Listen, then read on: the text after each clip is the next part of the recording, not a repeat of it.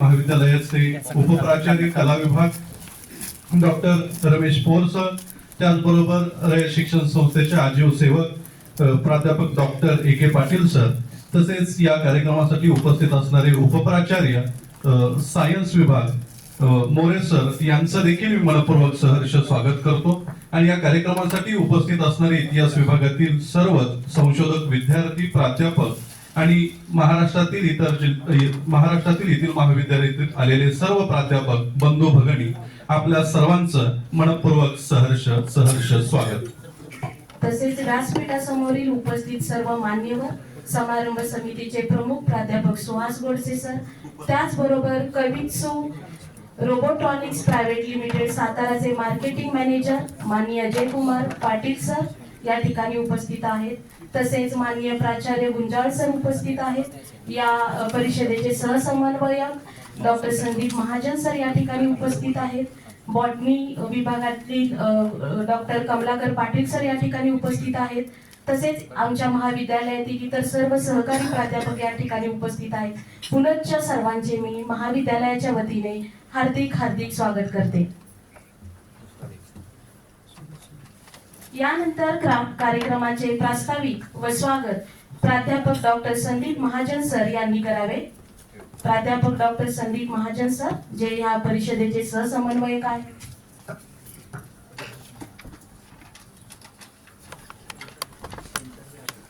नमस्कार.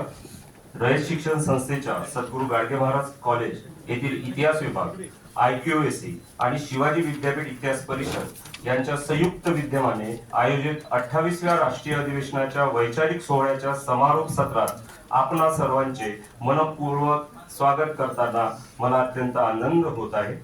कालचा व आजचा दिवस हा खऱ्या अर्थाने ज्ञान, संशोधन आणि विचार प्रबोधन याचा उत्सव ठरला आहे. आजच्या सकाळच्या सत्रात आपण प्राध्यापक डॉक्टर अरा कुलकर्णी स्मृती व्याख्यानमाला अंतर्गत प्राध्यापक डॉक्टर जास्वंदी वांबुरकर यांचे स्त्रीमुक्तीच्या महाराष्ट्रातील पाऊलखुणा या विषयावरील अभ्यासपूर्ण आणि चिंतनप्रमुख व्याख्यान ऐकले. त्यांच्या मांडणीने महाराष्ट्राच्या सामाजिक इतिहासातील चळवळीचा प्रवाह परामर्श घेण्याची संधी आपल्याला मिळाली. याचबरोबर PhD पदवी संपादन करणाऱ्या संशोधक, विद्यार्थी आणि प्राध्यापकांचा सत्कार करून आपण संशोधन परंपरेचा गौरव केला. हा क्षण केवळ व्यक्तीच्या यशाचा नसून तो ज्ञान संस्कृतीच्या सातत्याचा द्योतक आहे.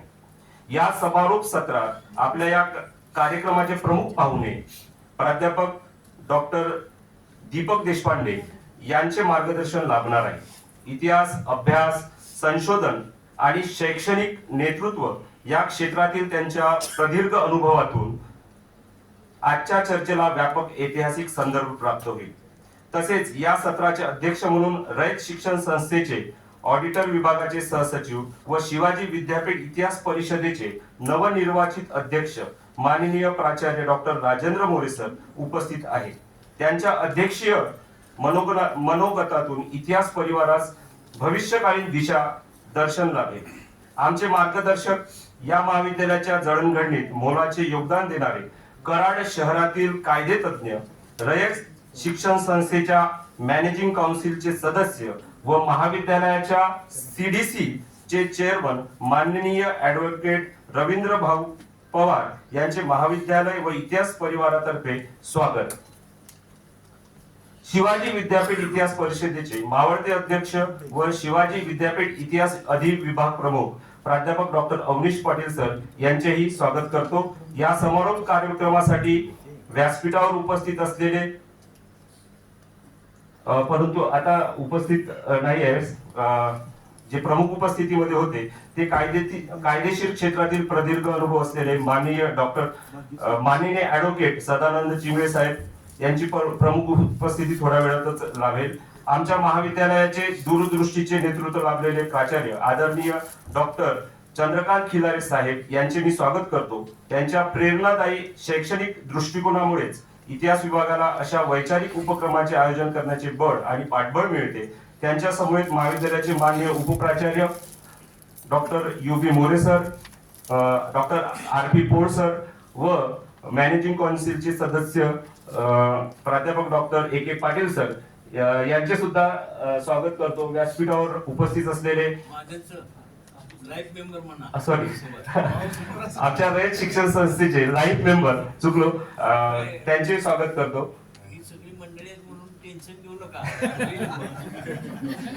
तसेच ऐकून घ्या, इतिहास घडवायचा आहे तुम्हाला, घाबरून चालत नाही कधी. याबरोबरच महाविद्यालयाचे इतिहास विभागाचे विभाग प्रमुख व या अधिवेशनाचे समन्वयक प्राध्यापक डॉक्टर अभय कुमार पाटील सर आणि आपण सर्वांचे स्वागत करून मी माझे प्रास्ताविक थांबवतो. धन्यवाद.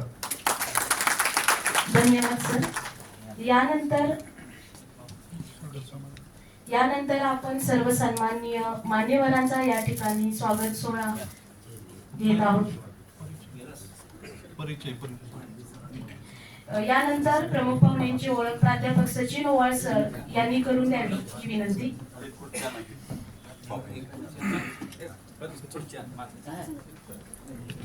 नमस्कार. सन्माननीय व्यासपीठावरील सन्माननीय मान्यवर आणि सभागृहात उपस्थित असलेले सर्व सन्माननीय सदस्य, रयत शिक्षण संस्थेचे सद्गुरू गाडगे महाराज कॉलेज कराड, इतिहास विभाग, IQC आणि शिवाजी विद्यापीठ इतिहास परिषद यांच्या संयुक्त विद्यमाने आयोजित 2 दिवसीय राष्ट्रीय परिषदेचा आजचा दुसरा दिवस आहे आणि हा समारोप दिवस आहे. आजच्या या समारोप समारंभासाठी प्रमुख वक्ते म्हणून उपस्थित असलेले माननीय प्राध्यापक डॉक्टर दीपक देशपांडे सर, तसेच प्रमुख उपस्थिती म्हणून लाभलेले आदरणीय प्राचार्य डॉक्टर राजेंद्र मोरे साहेब, सहसचिव ऑडिट विभाग, रयत शिक्षण संस्था सातारा, या दोन्ही सन्माननीय मान्यवरांचा अल्प परिचय करून देण्यासाठी मी इथे उभा आहे. आपल्याला लाभलेले प्रमुख वक्ते माननीय प्राध्यापक डॉक्टर दीपक देशपांडे सर हे MA MPhil PhD असून एक ख्यातनाम इतिहास अभ्यासक, संशोधक व मार्गदर्शक म्हणून आपणा सर्वांना परिचित आहेत. त्यांची शैक्षणिक व प्रशासकीय कारकीर्द अत्यंत उल्लेखनीय अशी आहे. सर पुणे विद्यापीठाचे सुवर्ण पदक विजेते आहेत. सरांचा वरिष्ठ महाविद्यालयात व्याख्याता म्हणून 15 वर्षाचा अनुभव आहे, टिळक महाराष्ट्र विद्यापीठ पुणे. सर इतिहास वाचक रीडर आहेत, टिळक महाराष्ट्र विद्यापीठ, एकूण 6 वर्ष. 1 फेब्रुवारी 2019 ते 13 जानेवारी 2021 असा एकूण त्यांचा कुलसचिव पदाचा कार्यकाळ आहे. SNDT महिला विद्यापीठ मुंबई. त्यांचं लेखन व संशोधन कार्य हे 42 पुस्तके प्रकाशित आहेत सरांची. त्याच्यातील 3 पुस्तके पत्रकारितेवरती आहेत. MPhil व PhD चे सर मान्यताप्राप्त मार्गदर्शक आहेत, टिळक महाराष्ट्र विद्यापीठ, शिवाजी विद्यापीठ कोल्हापूर आणि JJT विद्यापीठ राजस्थान. सरांच्या मार्गदर्शनाखाली एकूण 9 विद्यार्थ्यांनी PhD पूर्ण केलेली आहे. पत्रकारितेसाठी सुद्धा सर PhD मार्गदर्शक म्हणून काम पाहतात. त्याच्यामध्ये त्यांनी 42 विद्यार्थ्यांनी पत्रकारितेसाठी पदव्युत्तर प्रबंध पूर्ण केलेले आहेत. प्रामुख्याने कृषी पत्रकारिता आणि तपास पत्रकारिता हा सरांचा विभाग असलेला आपल्याला पाहायला मिळतो. त्याचबरोबर आपले दुसरे जे मान्यवर आहेत, आदरणीय प्राचार्य डॉक्टर राजेंद्र मोरे साहेब. आदरणीय मोरे साहेबांनी आपल्या शैक्षणिक सेवेला 1993 साली रयत शिक्षण संस्थेच्या प्राध्यापक डॉक्टर ND पाटील महाविद्यालयातून सुरुवात केली. त्याच्यानंतर SN जोशी कॉलेज हडपसर येथे मोरे साहेबांनी 11 वर्ष सेवा केली. 2010 साली प्राचार्य पदाची नवीन धुरा रयत शिक्षण संस्थेने त्यांच्यावरती सोपवली आणि श्री रावसाहेब रामराव पाटील महाविद्यालय सावळज इथे 10 वर्ष प्राचार्य म्हणून त्यांनी अत्यंत चांगली कामगिरी केलेली आहे. त्याचबरोबर बळवंत कॉलेज विटा आणि सध्या छत्रपती शिवाजी महाविद्यालय सातारा इथं सर प्राचार्य म्हणून रुजू आहेत. मोरे साहेबांचं संशोधन जे आहे ते 25 संशोधन निबंध राष्ट्रीय व आंतरराष्ट्रीय जर्नल्स मध्ये प्रकाशित झालेले आहेत. 30 जानेवारी 2014 रोजी global economic progress and research association Chennai तर्फे मोरे साहेबांना जवाहरलाल नेहरू सुवर्ण पदक पुरस्कार मिळालेला आहे. इतकेच नाही तर शिवाजी विद्यापीठ इतिहास परिषदेच्या काल झालेल्या आमसभेमध्ये इतिहास परिवाराने मोरे साहेबांवरती आणखीन एक महत्वाची जबाबदारी सोपवलेली आहे. ती म्हणजे शिवाजी विद्यापीठ इतिहास परिषदेचे अध्यक्ष म्हणून साहेबांची नियुक्ती झालेली आहे. त्याचबरोबर मंचावर उपस्थित असलेले माननीय ॲडव्होकेट रवींद्र भाऊ पवार, सदस्य मॅनेजिंग काउन्सिल रयत शिक्षण संस्था सातारा, प्रख्यात वकील माननीय ॲडव्होकेट सदानंद चिंगळे साहेब, सदस्य जनरल बॉडी रयत शिक्षण संस्था सातारा, ते थोड्या वेळातच येणार आहेत. महाविद्यालयाचे सन्माननीय प्राचार्य आमचे मार्गदर्शक डॉक्टर चंद्रकांत खिलारे साहेब, प्राध्यापक डॉक्टर अवनीश पाटील, इतिहास विभाग प्रमुख शिवाजी विद्यापीठ कोल्हापूर आणि शिवाजी विद्यापीठ इतिहास परिषदेचे माजी अध्यक्ष म्हणतोय, मावळते अध्यक्ष, अशा या विद्वान, अनुभवी आणि प्रेरणादायी मान्यवरांच्या उपस्थितीत शिवाजी विद्यापीठ इतिहास परिषदेचे 28व्या अधिवेशनाचा समारोप समारंभ आज संपन्न होत आहे. ही आपल्या सर्वांसाठी अत्यंत अभिमानाची बाब आहे. धन्यवाद. धन्यवाद ओहळ सर. यानंतर अतिथी देवो भव या उक्तीप्रमाणे आपल्या या कार्यक्रमास लाभलेल्या प्रमुख पाहुण्यांचा आदर सत्कार या ठिकाणी समारंभ पार पडतो आहे. मी महाविद्यालयाच्या सन्माननीय प्राचार्यांना विनंती करतो की डॉक्टर चंद्रकांत खिलारे साहेब, आपण आजच्या कार्यक्रमाचे प्रमुख पाहुणे माननीय डॉक्टर दीपक देशपांडे साहेब यांचा आदर आणि सत्कार करावा. सत्काराचं स्वरूप आहे शॉल, सन्मान चिन्ह, तसेच सद्गुरू नियतकालिक आणि बुके. या ठिकाणी प्रमुख अतिथींचा सत्कार संपन्न होत आहे. धन्यवाद सर. यानंतर या कार्यक्रमासाठी अध्यक्ष म्हणून लाभलेले माननीय प्राचार्य डॉक्टर राजेंद्र मोरे, सहसचिव ऑडिट रयत शिक्षण संस्था सातारा आणि इतिहास परिषदेचे भाऊंच्या हस्ते त्यांचा सत्कार करण्यात येत आहे. मी भाऊंना विनंती करतो की त्यांनी आपण सत्कार करावा. सत्काराचं स्वरूप आहे शॉल, सन्मान चिन्ह, सद्गुरू नियतकालिक, बुके. या इतिहास ठिकाणी परिषदेच्या नवनिर्वाचित अध्यक्षांचा सत्कार होतो आहे. उपस्थितांना विनंती, आपण टाळ्यांच्या गजरामध्ये त्यांचं स्वागत करावं. मोरे सर म्हणतात शाल घ्यायची नाही ठरवलं, म्हटलं काय घ्यायचंय तेवढं सांगा. यानंतर या कार्यक्रमासाठी प्रमुख उपस्थित असणारे माननीय ॲडव्होकेट रवींद्र पवार भाऊ, ज्येष्ठ सदस्य जनरल बॉडी रयत शिक्षण संस्था सातारा.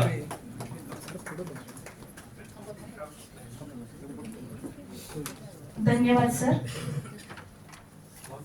यानंतर आजच्या कार्यक्रमासाठी विशेष उपस्थिती लाभलेले आपले सर्वांचे आदरणीय रवींद्र भाऊ यांचाही या ठिकाणी सत्कार संपन्न होत आहे. सत्काराचं स्वरूप आहे शाल, बुके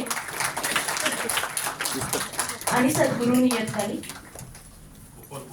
कुपर बुक, जे कुपर कंपनीच्या वतीनं आपल्याला गिफ्ट हॅम्पर म्हणून दिलेलं आहे. यानंतर आमच्या महाविद्यालयाचे सन्माननीय प्राचार्य यांचेही स्वागत अभयकुमार पाटील सर यांनी करावे ही विनंती. सत्काराचं स्वरूप आहे बुके. धन्यवाद सर. त्याचबरोबर पाटील सरांना विनंती की सर्व सन्माननीय उपप्राचार्यांचंही स्वागत करावं गुलाब पुष्प देऊन. डॉक्टर अवनीश पाटील सर, शिवाजी विद्यापीठाच्या इतिहास विभागाचे प्रमुख, यांचं देखील स्वागत या ठिकाणी पार पडतंय. यानंतर उपप्राचार्य युबी मोरे सर यांचं देखील या ठिकाणी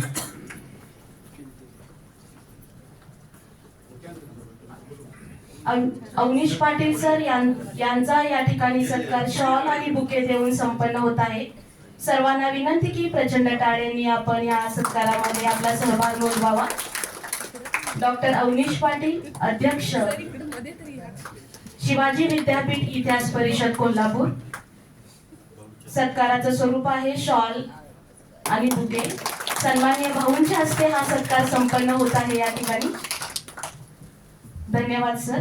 यानंतर पाटील सरांना विनंती की आपल्या सर्व सन्माननीय उपप्राचार्यांचं गुलाब पुष्प देऊन स्वागत करावं. उपप्राचार्य प्रोफेसर डॉक्टर उत्तम मोरे सर आमच्या सायन्स विभागाचे उपप्राचार्य आहेत सर. त्याचबरोबर प्रोफेसर डॉक्टर रमेश पोळ सर, तसेच ऑटोनॉमस कॉलेज सर धन्यवाद सर. यानंतर ऑटोनॉमस कॉलेज कोऑर्डिनेटर आणि रयत शिक्षण संस्थेचे आजीव सदस्य डॉक्टर ए.के. पाटील सर यांचाही सत्कार या ठिकाणी संपन्न झालेला आहे. मॅडम लाईफ मेंबर म्हणायचं, लाईफ मेंबर म्हटले की लय भारी वाटतं. Doctor A K. Patil sir life member आहेत रयत शिक्षण संस्थेचे. धन्यवाद सर. यानंतर पाटील सरांचंही गुलाब पुष्प देऊन स्वागत करावं ही विनंती. धन्यवाद. यानंतर या समारोप समारंभासाठी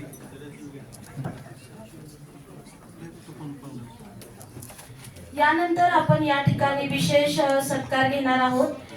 या परिषदेसाठी ज्यांनी आपल्या या परिषदेसाठी प्रायोजक म्हणून जे काही कॉन्फरन्स किट दिलेलं आहे ते LIC कराड ब्रँच याचे डेव्हलपमेंट ऑफिसर माननीय S.R. कुलकर्णी व त्यांचे सहकारी माननीय विनोद दादासाहेब पाटील यांचाही या ठिकाणी सत्कार संपन्न होत आहे.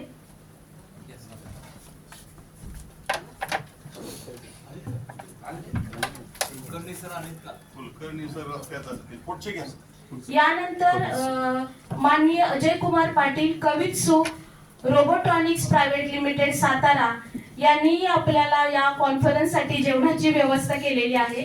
त्यांनी या भोजन व्यवस्थेसाठी त्यांनी जे प्रायोजक म्हणून आपल्याला या परिषदेसाठी सहकार्य केलेलं आहे त्यानिमित्त या ठिकाणी त्यांचा सत्कार संपन्न होत आहे. शॉल आणि बुके देऊन माननीय प्राचार्य सरांच्या हस्ते. धन्यवाद सर. त्याचबरोबर आपण या ठिकाणी जे काल 4 सत्र घेतले एकूण त्या 4 सत्राचे सत्राध्यक्ष आणि विषय तज्ञ या ठिकाणी त्याचाही सत्कार संपन्न करत आहोत. सत्काराचं स्वरूप असणार आहे कुपर बुक आणि गुलाब पुष्प. सत्र 1 साठी विषय तज्ञ म्हणून डॉक्टर अनिल कोकाटे सर, अध्यक्ष प्रोफेसर डॉक्टर शिकरे सर यांनी काम पाहिलेलं होतं. त्यानंतर सत्र 2 साठी विषय तज्ञ म्हणून डॉक्टर शिवाजी जाधव छत्रपती शहाजी महाविद्यालय कोल्हापूर आणि अध्यक्ष प्राध्यापक डॉक्टर प्रमोद ओलेकर सर कला विज्ञान वाणिज्य महाविद्यालय आष्टा. तसेच 3ऱ्या सत्रासाठी विषय तज्ञ म्हणून professor doctor Premchand Gaikwad sir Shripatrao Kadam महाविद्यालय शिरवळ आणि अध्यक्ष म्हणून प्राध्यापिका डॉक्टर उर्मिला क्षीरसागर मॅडम मधुबाई गरवारे कन्या महाविद्यालय सांगली यांचा या ठिकाणी सत्कार संपन्न होत आहे. सत्काराचं स्वरूप आहे सद्गुरू नियतकाली कुपरबुक आणि गुलाब. धन्यवाद.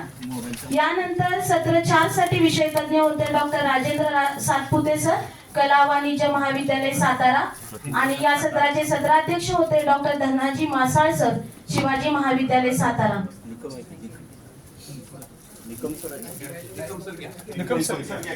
या ठिकाणी निकम सर उपस्थित आहेत. ते हा सत्कार स्वीकारतायत. माननीय प्राचार्यांच्या हस्ते त्यांचा सत्कार होतोय. धन्यवाद. यानंतर शिवाजी विद्यापीठ इतिहास परिषदेची नूतन कार्यकारिणी या कार्यकारिणीचा सत्कार समारंभ या ठिकाणी पार पडतोय. प्रथमतः अध्यक्ष म्हणून डॉक्टर राजेंद्र मोरे साहेबांची निवड झालेली आहे. त्यांचा देखील सत्कार या ठिकाणी ऍडव्होकेट रवींद्रभाऊ पवार सरांच्या हस्ते होत आहे. मी त्यांना विनंती करतो की आपण नवनिर्वाचित अध्यक्षांचा सत्कार करावा. यानंतर डॉक्टर चंद्रवंदन नाईक सर यांची उपाध्यक्ष, त्यानंतर डॉक्टर दत्तात्रय मचाले सर यांची सचिव म्हणून नियुक्ती झालेली आहे. त्यांचा देखील या ठिकाणी सत्कार समारंभ पार पडतोय. यानंतर श्री सुरेश पवार खजिनदार यांचा देखील या ठिकाणी सत्कार समारंभ पार पडतोय. त्यांनी आपल्या सत्काराचा स्वीकार करावा.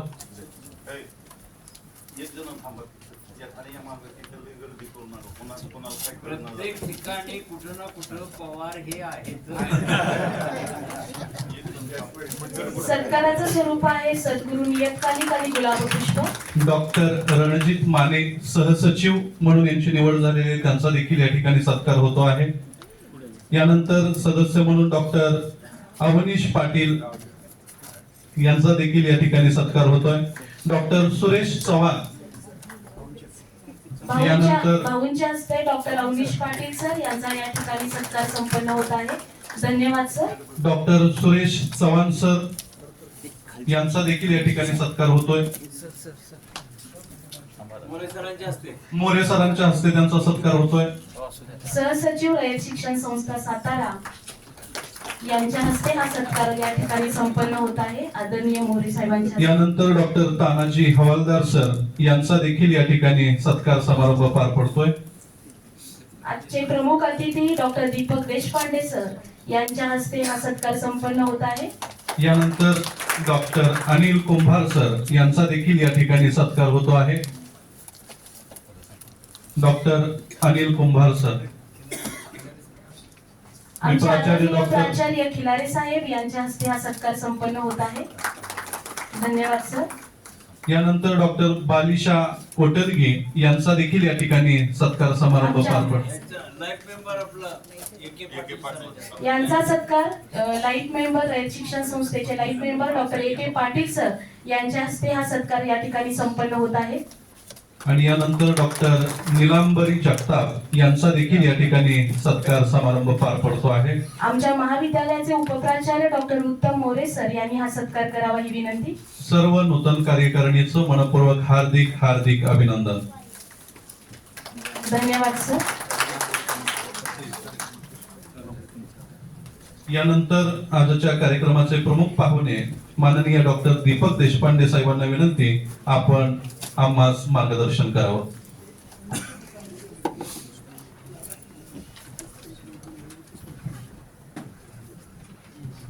नमस्कार. नमस्कार म्हटलं. धन्यवाद. देशपांडे साहेब सगळी जागे आहेत का बघितलं?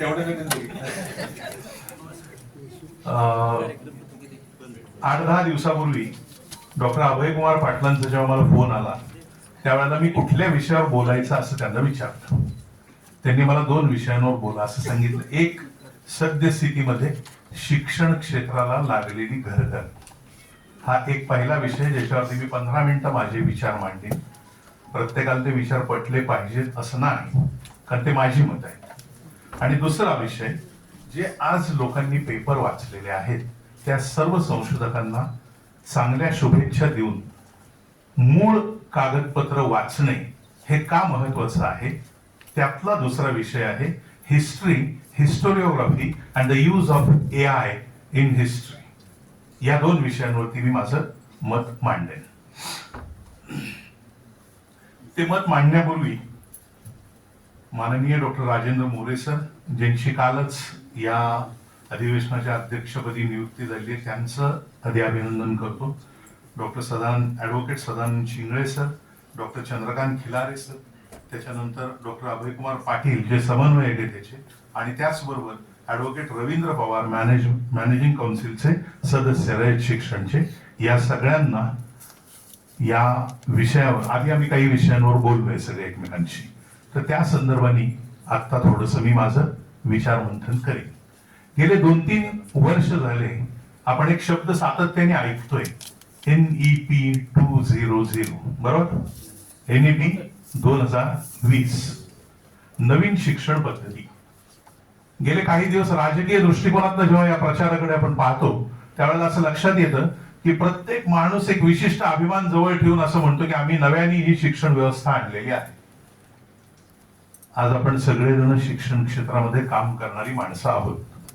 काय नवीन आणलंय असं जर आम्ही शोधायचं ठरवलं तर महाराष्ट्रातल्या सर्व विद्यापीठांमध्ये याच्या आधी BOS दर 3 वर्षांनी नवा अभ्यासक्रम करायचे. नवा अभ्यासक्रम करताना आम्ही काय केलं, मुलांच्या डोक्याला त्रास होण्यापेक्षा आमच्या डोक्याला त्रास होणार नाही असा अभ्यासक्रम आम्ही निवडला. म्हणजे शिक्षण व्यवस्थेला लागलेली जी घरघर आहे ती निर्माण करणारी माणसं ही आम्हीच आहोत. आता तुम्ही म्हणाल मी मागच 2 वर्षापूर्वी नोकरीला लागलोय.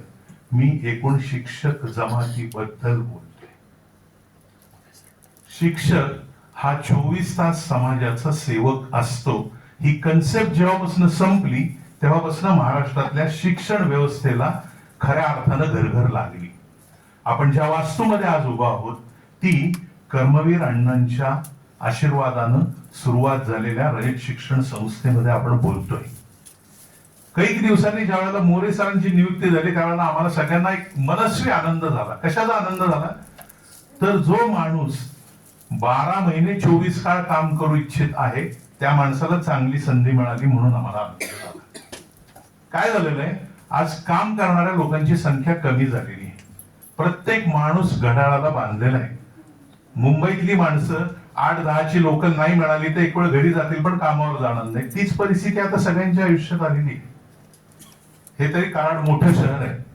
छोट्या गावांमध्ये काय वेळेचे हे आहे, पण तरी सुद्धा जेव्हा लोक घड्याळ बघून कामावरती येतात त्यावेळेला ती माणसं फक्त पगारार्थी असतात, काम करण्यासाठी असलेले शिक्षक नसतात. मी बोललेलं थोडं कटू वाटेल तुम्हाला, पण फक्त शासन याला जबाबदार नाहीये, आम्हीही तितकेच जबाबदार आहोत. 2 परिषदांनिमित्त ज्यावेळेला मी जपानला गेलो त्यावेळेला मला असं लक्षात आलं की तिथे एक विद्यार्थी माझा भेटल्यानंतर तो धावत येऊन मला नमस्कार केला. त्यावेळेला मला असं वाटलं की आज आपण शिक्षक आहोत. पण मला माझे शिक्षक भेटल्यानंतर केव्हाही रस्त्यात वाकून नमस्कार करायला लाज वाटत नाही. ही संस्कृती जेव्हा आम्ही गमावली त्यावेळेला खऱ्या अर्थाने शिक्षक आणि विद्यार्थी हे नातं उरलं नाही.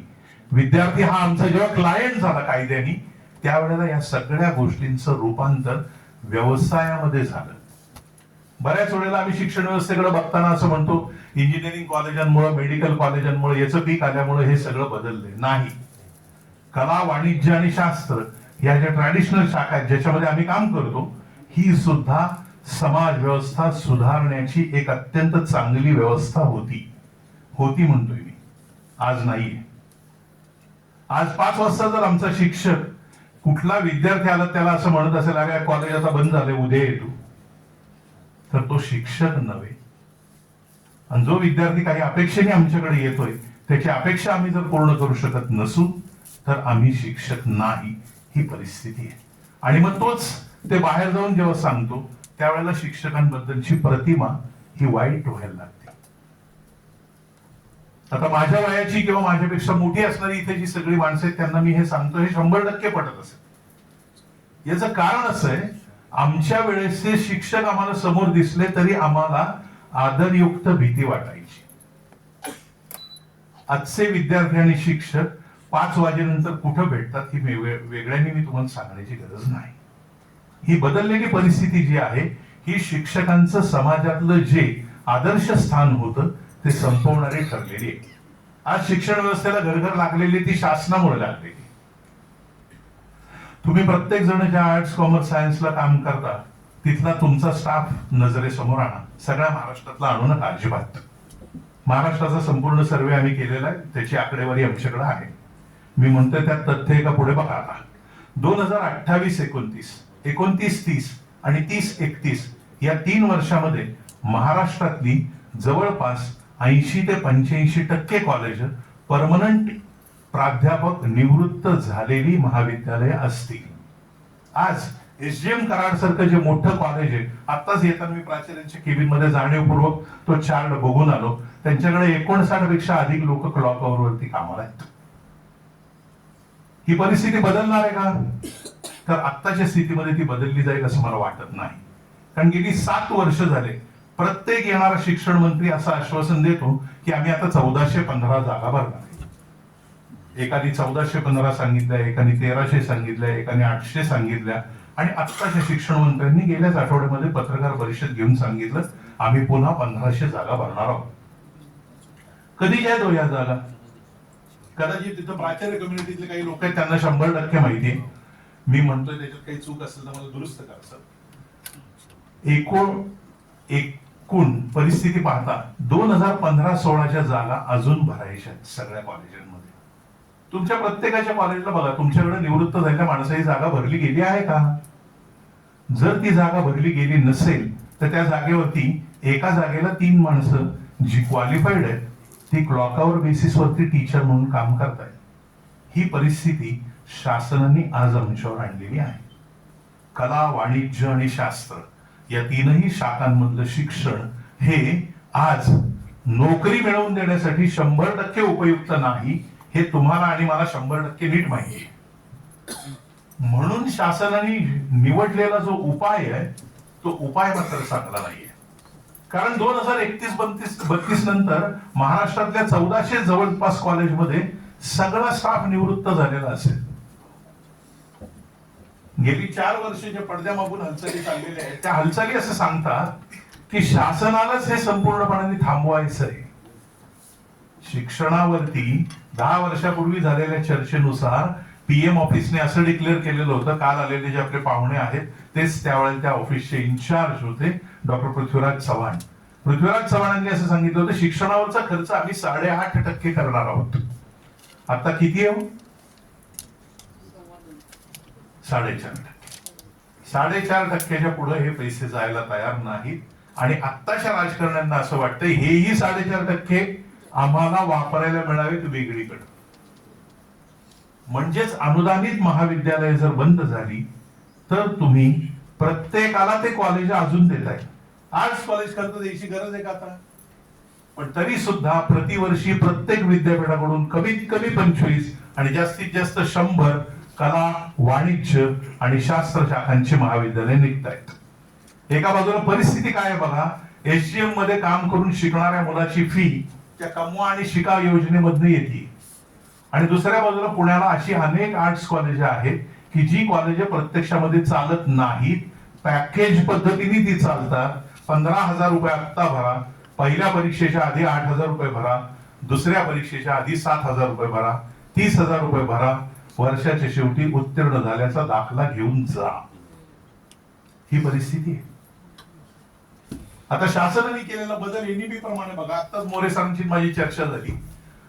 एनईपी असं म्हणतं की FY BA, FY BCom आणि FY BSc या तीनही वर्गांना आम्ही 6 महिने अप्रेंटिसशिप ठेवणार आहोत. आता हे ज्यांनी आपल्याला जेवण दिलंय का नाही त्यांना जरी म्हणलं आमची 10 मुलं तुमच्याकडे कामाला घ्या, त्यांचं उत्तर काय असेल त्यांना विचारा तुम्ही. एकही इंडस्ट्रियलिस्ट कोणत्याही योजनेअंतर्गत आमचा विद्यार्थी घ्यायला तयार नाही. आमचा म्हणताना मी संपूर्ण महाराष्ट्रातलं म्हणतोय. का तयार नाही? तर आमच्या मुलांना काहीही येत नाही. मग याला कोण जबाबदार आहे? आम्हीच जबाबदार आहोत. का जबाबदार आहोत आम्ही?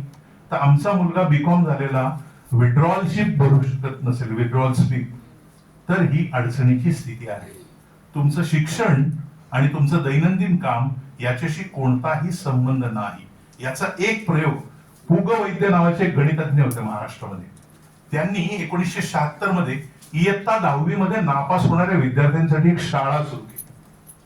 त्या शाळेचं नाव आहे आपटे विद्यालय, जी आज संपूर्ण महाराष्ट्रामध्ये मेरिट मध्ये पहिले आलेली जी 100 लोक असतात ती त्या शाळेची असतात.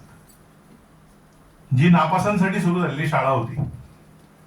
पण जे पुग वैद्यांनी ओळखलं ते आज आमच्या कुठल्याही शिक्षण तज्ञाला ते बघावं वाटत नाही, ना शिक्षण मंत्र्याला ते बघावं वाटतंय. परिस्थिती कशाशी निगडीत आहे? मुलगा नापास झाला म्हणजे तो समाजातनं वाया गेला का? तर याचं उत्तर 100% नाही. आपल्या सगळ्यांना माहितीये जे आमचे बॅकबेंचर्स असतात तेच कायमस्वरूपी समाजामध्ये मोठं योगदान देतात. आता मोरे सरांनी दिलेलं एक उदाहरण आहे. त्यांचं छोटं गाव आहे जिथं ते पहिल्यांदा प्राचार्य होते. त्या सावळज मध्ये सचिन पाटील नावाच्या विद्यार्थ्यांनी त्यांच्या कॉलेजला 10 लाख रुपये दिले. बरोबर ना सर? 10 लाख रुपये देणारा जो विद्यार्थी आहे तो कधीही त्या कॉलेजमध्ये किंवा त्याच्या शालेय आयुष्यामध्ये पहिला आलेला नव्हता. पण त्याच्यामध्ये काहीतरी करण्याची उर्मी होती म्हणून तो विद्यार्थी तिथं पोहोचला. आज आमची NEP 2020 जी आहे, या NEP 2020 बाबत अतिशय नाराजी समाज मनामध्ये आहे.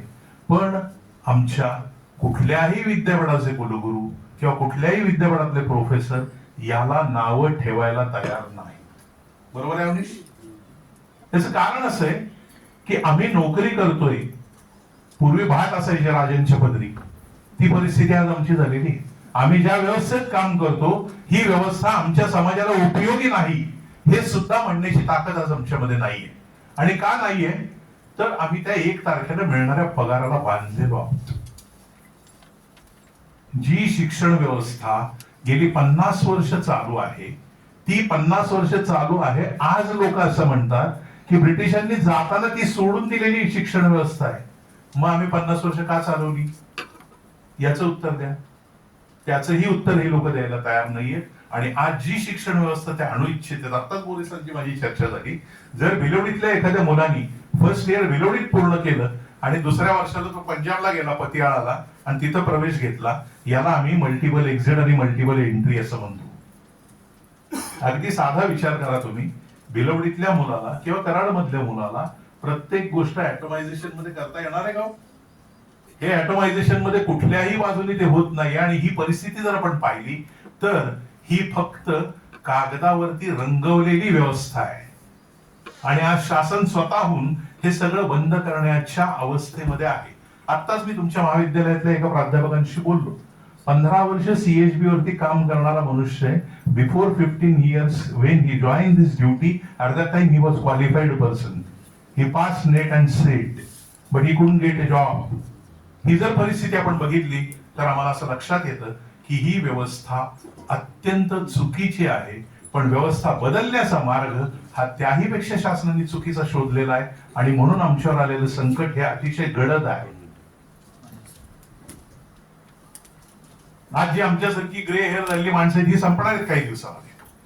पण जे तरुण माझ्यापुढे बसलेले, जे शिक्षण क्षेत्रामध्ये आता नव्याने रुजू झालेले, यांचं भवितव्य अतिशय मोठ्या प्रमाणात अंधारात आहे. आणि त्याही पेक्षा मला भीती जी वाटते ती भीती याच्याशी निगडीत आहे की अण्णांनी ज्यांच्यासाठी म्हणून हे शिक्षण सुरू केलेलं आहे, या पुढच्या कालावधीमध्ये ते शिक्षण या लोकांसाठी राहणार नाहीये. कारण शिक्षणाचं संपूर्णपणे खाजगीकरण होणार आहे. खाजगीकरण झाल्यानंतर तो क्षीरसागर मॅडमचा मुलगा आहे, केंगार सरांचा मुलगा आहे का मोरे सरांचा मुलगा आहे याच्याकडे कोणीही पाहणार नाही. तू ही फळ्यावर लिहिलेली एवढी फी जमा करणार आहेस का, तर तू आत ये. याचा सोपा अर्थ मी तुम्हाला सांगतो. ही जी छत्रपती शाहूंच्या काळापासून सुरू झालेली अत्यंत चांगली समाज व्यवस्था आहे, या समाज व्यवस्थेवरती हा घाला येणार आहे. नव्या मनूचा हा नवा वार आमच्यावरती येणार आहे. नवीन वर्ण व्यवस्था यातनं निर्माण होणार आहे. मी ज्या वेळेला हे शिक्षण मंत्र्यांशी बोललो त्यावेळेला शिक्षण मंत्र्यांनी मला विचारलं, तुझ्याकडनं तरी मला ही अपेक्षा नव्हती का, तर मी ब्राह्मण आहे. परिस्थिती याच्याशी निगडीत नाहीये. गेल्या 100 वर्षात महाराष्ट्र इतर राज्यांपेक्षा वेगळा का आहे, तर छत्रपती शाहूंनी दिलेल्या योगदानामुळे तो वेगळा आहे.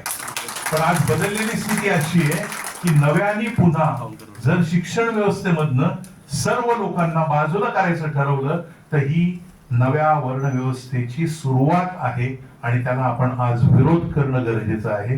कारण ही शिक्षण व्यवस्था खाजगीकरण झाल्यानंतर तुम्हाला आणि मला झेपणारी नाही.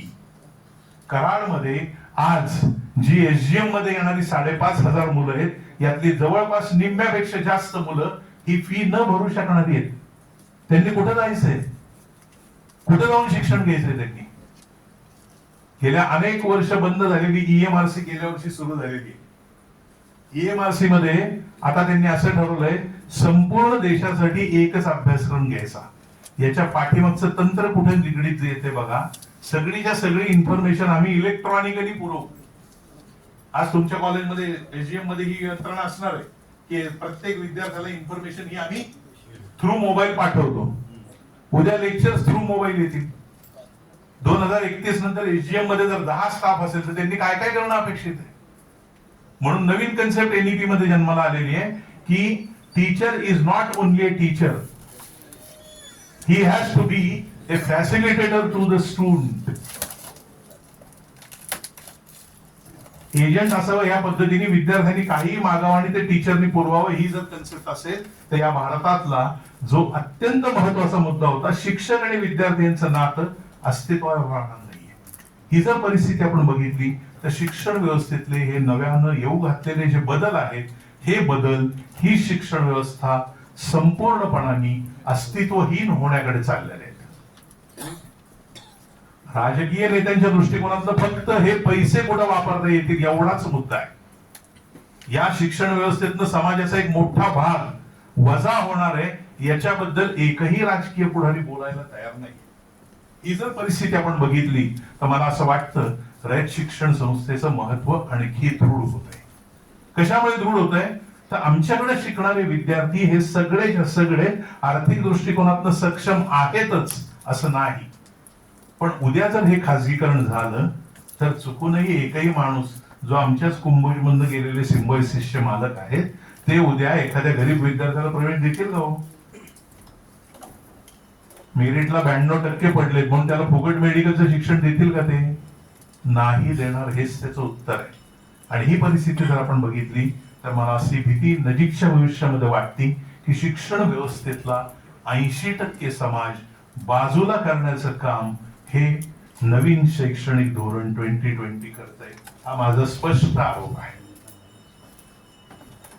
या संपूर्ण संदर्भाने ज्या वेळेला अनेक शिक्षण तज्ञांशी आम्ही बोललो त्यावेळेला खाजगीत बोलताना अनेक कुलगुरूंनी हे सांगितलं की हे बरोबर आहे, पण याच्यावरती शिक्षण विषयक होणाऱ्या बैठकांमध्ये कधीही कोणी आवाज उठवलेला नाही. तो आवाज आपण शिक्षक वर्गाने उठवणं गरजेचं आहे. आताच मोरे सरांचं माझंही बोलणं झालं.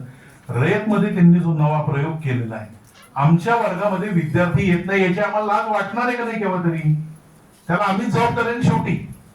जरी हे शिक्षण आर्ट्सचं असलं तरी आमच्या वर्गामध्ये विद्यार्थी येत नसतील तर आम्हाला त्याची लाज वाटणं गरजेचं आहे आणि मग त्यासाठी आम्ही काहीतरी सुधारणा करणं गरजेचं आहे. आणि ही अत्यंत महत्वाची जी गोष्ट आहे त्याच्यापासून आम्ही आमच्या जबाबदारीतनं मुक्त न होता अधिक काहीतरी चांगलं आमच्या विद्यार्थ्यांना द्यायचा प्रयत्न केला पाहिजे. आर्ट्सचा विद्यार्थी आज संपूर्ण युरोप खंड सगळे राजकीय नेते हे आर्ट्सचे आहेत. पण युरोपातले नेते आणि भारतातले नेते यातला फरक आधी तुम्ही लक्षात घ्या.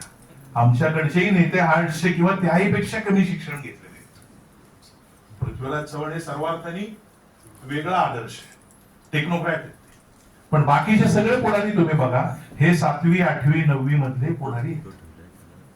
ज्यांना शिक्षणाशी काहीही संबंध नाही अशी सगळी माणसं जर याच्यामध्ये असतील आणि ज्यांचं आहे तेही हेच करत असतील तर ही शिक्षण व्यवस्था भविष्यामध्ये अत्यंत एंडेंजर मध्ये आहे. ही परिस्थिती आज आहे.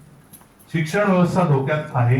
आज आमच्याकडं ग्रॅज्युएशन झालेला विद्यार्थी खूप चांगले गुण मिळालेत म्हणून जेव्हा येतो त्यावेळेला एमफिलच्या विद्यार्थ्यांना आम्हाला दुर्दैवानं असं सांगायला लागतं, बाबा रे तू जर एसजीएम मध्ये आलेला असशील आणि तुला जागा पाहिजे असेल, एक तर मी नैसर्गिक न्याय तत्वाने निवृत्त झालो पाहिजे किंवा मी अपघातात मेलो पाहिजे तर तुला जागा आहे. हे बदललेल्या स्थितीचं अत्यंत जिवंत असं उदाहरण आहे. यात तुम्ही आणि मी बदल नाही करू शकत. शिक्षण व्यवस्थेमध्ये ग्रँटिंग एड संपवण्याचा घाट जो आता घातलेला आहे. बरं, तुम्ही जेव्हा शिक्षण मंत्र्यांशी बोलता तेव्हा ते असं म्हणतात हे धोरण काय आम्ही आणलेलं नाहीये, आधीच्याच सरकारने आणलेलं आहे. आणि सरकार कुठलंही असू दे पण महाराष्ट्राचं सरकार हे लोककल्याणकारी होतं ते आज नाही असं म्हणण्याची वेळ आलेली. ही जी परिस्थिती आहे शिक्षण विषयक ती तुम्ही आणि मी अत्यंत जवळनं पाहत असून सुद्धा आज तुम्ही आणि मी या व्यवस्थेमध्ये बदल कुठलेही करू शकत नाही. Because we are part and parcel of this system. We are not decision makers. Decision makers जे आहेत ते सगळेच्या सगळे अतिशय सन्माननीय पदांवरच्या माणसांबद्दल एकही शब्द मला वाईट बोलायचा नाहीये, पण त्यांना हे दिसत असून सुद्धा केवळ शासकीय कंपल्शन मुळे त्यातला एकही माणूस या शिक्षण व्यवस्थेत बदल सुचवायला तयार नाहीये. 1985 मध्ये पहिल्यांदा ज्या आयोगाने सांगितलं की कला विषयक शिक्षणामध्ये बदल झाले पाहिजे हे 85 मध्ये ठरलं. आजपर्यंत झाले का हो? सगळे आपण 85 मध्ये शिकलेला आहात. झाले का बदल? नाही झाले. आणि म्हणून आजची ही स्थिती आहे. आजही अनेक वेळा लोक म्हणतात की इतिहासाचा उपयोग काय.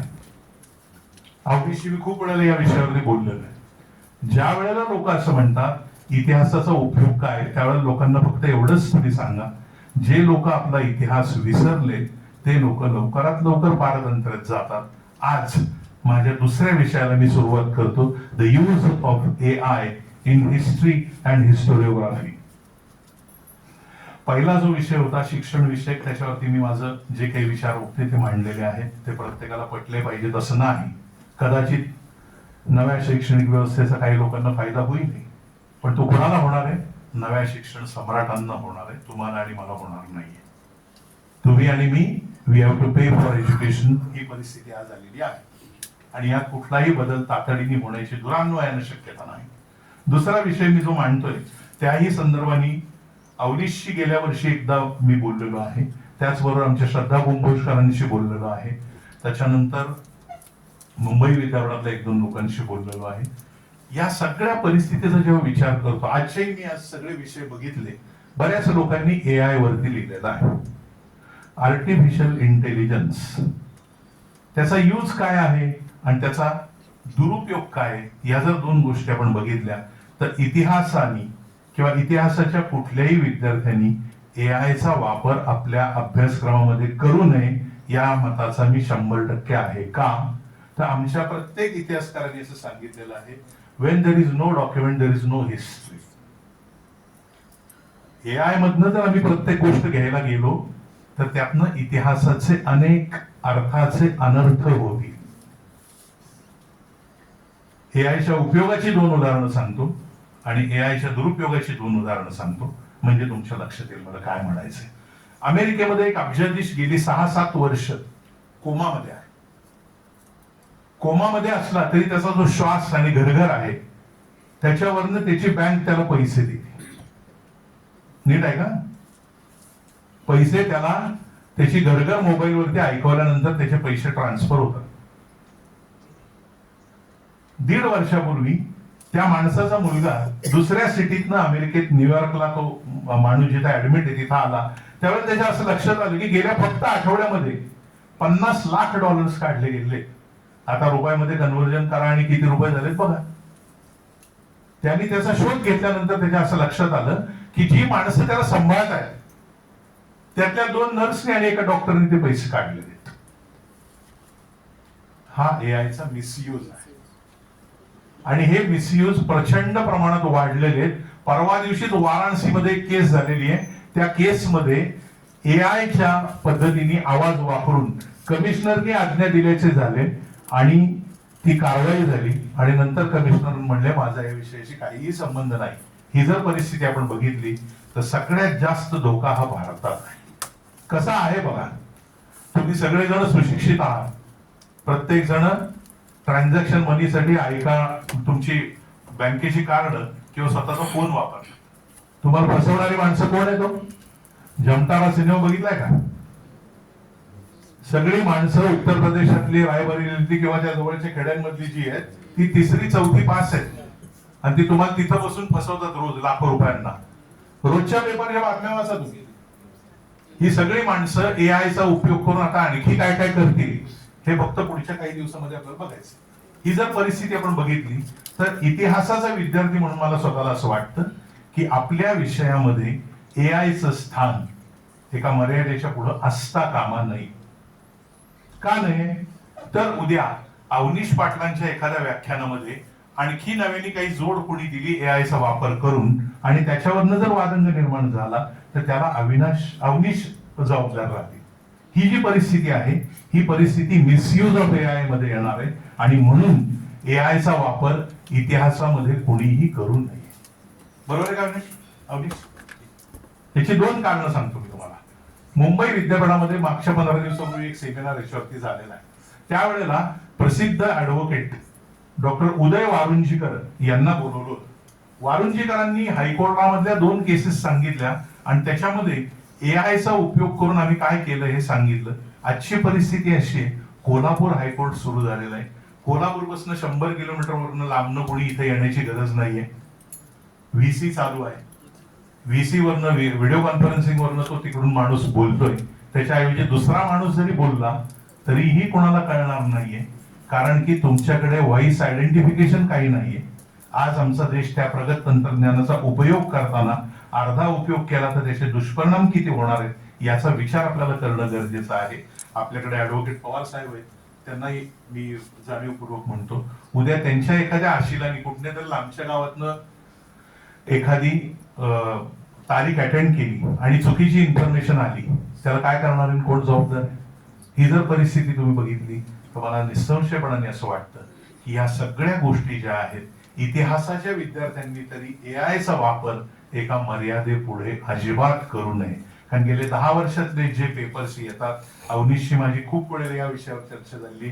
MPhil ला येणारा विद्यार्थी आधी जेव्हा विषय निवडतो, आता इथं महाजन सर आहेत, महाजन सरांची जे गाईड आहे ती माझी सुदैवानं मैत्रीण आहे, त्यामुळे आभाशी आम्ही जेव्हा बोललो त्यावेळेस त्यांनी मला सांगितलं, मला आभाने आधी सांगितलं की आधी जाऊन काय मटेरियल उपलब्ध आहे ते बघ. आमच्याकडे इंजिनिअरिंग कॉलेजची परिस्थिती अशी आहे की वर्षाच्या शेवटी जे प्रोजेक्ट त्यांनी करायचे असतात ते इंजिनिअरिंग कॉलेजच्या बाहेरचा झेरॉक्सचा टपरीवाला आहे त्याच्याकडे तयार असतात. तो फक्त आपटून हे करून देतो, स्टेपल करून. हा काय रे नाव तुझं, टाकतो याच्यावर. ही परिस्थिती जेव्हा आपण बघतो तेव्हा मला असं वाटतं की शिक्षण पद्धतीमध्ये देखील आमूलाग्र बदल होणं गरजेचं आहे. मात्र शासन ज्या पद्धतीने ते करू इच्छित आहे त्यातनं आहे ही व्यवस्था सुद्धा संपूर्णपणे कोसळून जाणार आहे आणि पुन्हा आमचा समाज 1257 कडे जातो का काय, आणि महर्षी अण्णांपासून किंवा छत्रपती शाहू महाराजांपासून सगळ्यांचे कष्ट वाया जातात का काय, ही परिस्थिती आज निर्माण झालेली आहे. आज आपण रयत संस्थेच्या प्रांगणात आहोत. तिथे मला असं वाटतं की आपणा सर्वांची ही अत्यंतिक प्रमुख जबाबदारी आहे की आपण या नवीन शैक्षणिक धोरणाला शिक्षक म्हणून विरोध करणं गरजेचं आहे. जसं विरोध करणं हे आपलं कर्तव्य असणार आहे, तसं शिक्षक म्हणून जे आमचं कर्तव्य आहे ते आम्ही समाजासाठी 24 तास उपलब्ध राहणं गरजेचं आहे. इथं मोरे सर आहेत जे सद्ग्रस्त गेली 2-2.5 वर्ष सातत्याने 24 तास काम करताना मी पाहतोय. इतकंच नाही तर जाणीवपूर्वक तुम्हाला उदाहरण देतो, सावळजला ते जेव्हा होते तेव्हा ते सावळजला ते महाविद्यालय म्हणजे एका टेकाडावर असलेली सिंगल छोटी इमारत होती. आज सावळजचं महाविद्यालय हे अतिशय वेल इक्विप्ड महाविद्यालय झालेलं आहे. त्याचं श्रेय जसं त्यांना जातं तसं त्यांच्या मनामध्ये अण्णांनी निर्माण केलेला शिक्षण सेवक, आत्ताचा चंद्रकांत पाटीलनी निर्माण केलेला नाही, अण्णांनी निर्माण केलेला जो शिक्षण सेवक आहे त्या सेवकाकडे ज्या पद्धतीने पाहणं गरजेचं आहे त्या पद्धतीने ते काम करतात. आणि वारंवार मला असं वाटतं की शिक्षक हा 24 तास समाजाचा सेवक आहे, कारण समाज सुधारण्याचं काम आमच्याकडे आहे. आणि ते जर आम्हाला सुधारायचं असेल तर आमच्या स्वतःच्या प्रत्येक गोष्टीमध्ये क्लॅरिटी असली पाहिजे आणि विद्यार्थ्यांनी आमच्याकडे टीका म्हणून कुठलाही प्रकार करता कामा नये, इतकं पावित्र्य आमच्या राहण्यामध्ये असलं पाहिजे, तरच या गोष्टी सुधारतील. माझ्या पद्धतीने मी हे 2 विषय थोडक्यात मांडण्याचा प्रयत्न केलेला आहे. तरी 5 मिनिटं मी अधिक बोललोय. धन्यवाद. धन्यवाद देशपांडे सर. आपण आपल्या विषय विवेचनात अतिशय ओघवत्या शैलीत अतिशय वस्तुनिष्ठपणे सध्याच्या शिक्षण व्यवस्थेपुढे जी काही एनईपीच्या अंमलबजावणीमुळे आव्हाने निर्माण झालेली आहेत त्याचं विस्तृत असं विवेचन केलं, त्याबद्दल आपले खूप खूप आभार. यानंतर 28व्या राष्ट्रीय अधिवेशनासंदर्भात प्रातिनिधिक स्वरूपामध्ये अभिप्राय देण्यासाठी मी सन्माननीय श्री सुरेश पवार सरांना विनंती करतो की आपण 2 मिनिटांमध्ये आपला अभिप्राय द्यायचा आहे.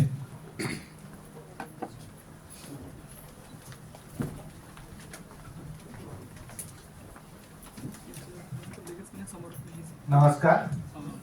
वेळ 2 मिनिटं दिलेला असल्यामुळं व्यासपीठावरील सगळ्यांची नावं काय तुम्ही घेत बसतात. व्यासपीठावर उपस्थित असणारे सर्व मान्यवर आणि आपण सर्व प्राध्यापक आणि मित्र, मी स्वतः शिक्षणाच्या क्षेत्राच्या बाहेरचा आहे देशपांडे सर. तरी गेली 5 वर्ष इतिहासाशी जोडला गेलेलो आहे. मी कॉमर्सचा मूळ माणूस आणि माझं त्याचं काहीतरी संशोधनाचं काम चाललेलं आहे. मला तुमचा आवाज पहिल्यांदा वसंत भोसले सरांच्याशी तुमची झालेली जी फोनवरची 5-6 मिनिटाची क्लिप आहे ती मला त्यांनी पाठवली. मी एका कार्यक्रमाला निमंत्रित देण्यासाठी त्याच्या दुसऱ्याच दिवशी मी त्यांना फोन केला होता. मला म्हणाले सुरेश ऐक काय बघ आणि मग त्यावेळेला मला तुमची ओळख झाली आणि मग शिक्षण क्षेत्रात राहून एवढा स्पष्ट आणि परखड बोलणारा आवाज मी त्या वेळेला पहिल्यांदा ऐकला. मला खूप छान वाटलं ते. आजही तुम्ही तुमची तर मतं फार स्पष्ट आणि परखडपणे मांडले. सद्यस्थितीमध्ये मला असं वाटतं हेच बोलणं जास्त गरजेचं आहे, कारण कोण आवाजच काढणार झालाय. 4 दिवसामध्ये आता 20 पटाच्या खालच्या शाळा बंद करायचं चाललंय. मी गडिंगलचा आहे, त्या परिसरामध्ये अशा शाळा भरपूर आहेत. आजरा आणि चंदगडमध्ये मी जवळजवळ 27 ते 28 शिक्षकांना फोन केला, त्याच्यातले 16 ते 17 सेवानिवृत्त झालेले होते. मी फोन केलेले ते फक्त 3 जण आले होते आजऱ्याला आंदोलन करायला.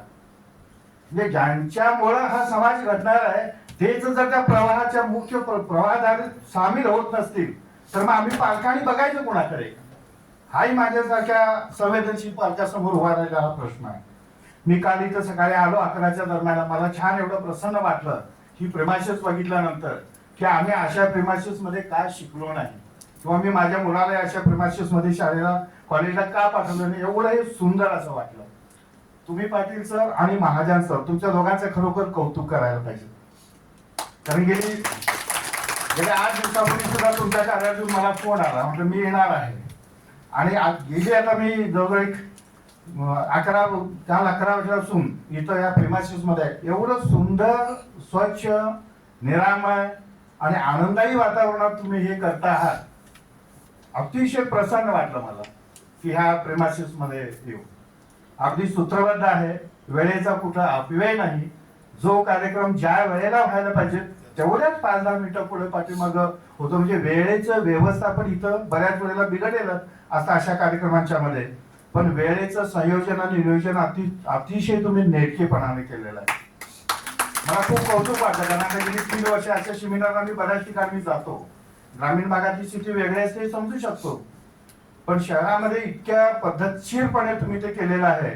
खरोखर तुम्ही दोघेही कौतुकास पात्र आहात आणि तुम्हाला या कामात मदत करणारे तुमच्या प्राचार्यांचंही कौतुक करायला हरकत नाही. आणि एकूणच सगळा हा जो माहोल आहे, मलाही छान वाटलं की बुद्धिवाद्यांच्या परिसरामध्ये त्यांच्या सहवासात मला राहायला आवडलं. कारण मी 89ला मला चुलत्यांनी सांगितलं होतं की समाजामध्ये वावरत असताना बुद्धिवाद्यांनी ज्ञानी माणसाजवळ जायचा आणि नम्रतेने त्याच्या पायाजवळ बसायचा. आणि पुढाऱ्याजवळ गेलास तर बाजूला खुर्ची असेल तर तिथं बस, नसेल खुर्ची पुढारी खुर्चीवर आणि तू खाली बसू नकोस, बाहेर रस्त्यावर जाऊन थांबलास तरी चालेल. हे 89ला मला चुलत्याने माझ्या सांगितलं. आणि देशपांडे सरांचं ऐकल्यानंतर मला त्याचं प्रत्यंतर येतं. मला गेले 24 तास तुमच्या सगळ्यांच्या सहवासात राहायला मिळालं, याच्याबद्दल मी तुमच्या सर्वांचा ऋण व्यक्त करतो. आणि कालपासून तुम्ही घेतलेल्या श्रमाबद्दल तेही कौतुकास्पद आहे, त्याच्याबद्दलही ऋण व्यक्त करतो आणि थांबतो. धन्यवाद सर. यानंतर professor doctor Vishwanath Sonawane sir, आपणास विनंती, आपण 2च मिनिटात आपला अभिप्राय द्यायचा आहे.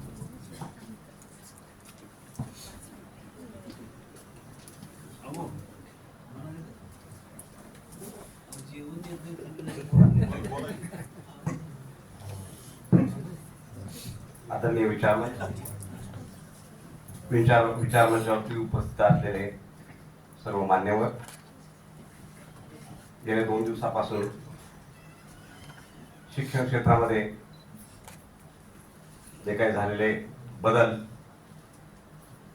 आणि सामाजिक सुधारणा, शैक्षणिक सुधारणा यावरती मान्यवरांनी मांडलेले आपले विचार आणि हे विचार खरंच आज या देशाला तारणारे आहेत. आणि या विचारापासून आपण जर दूर गेलो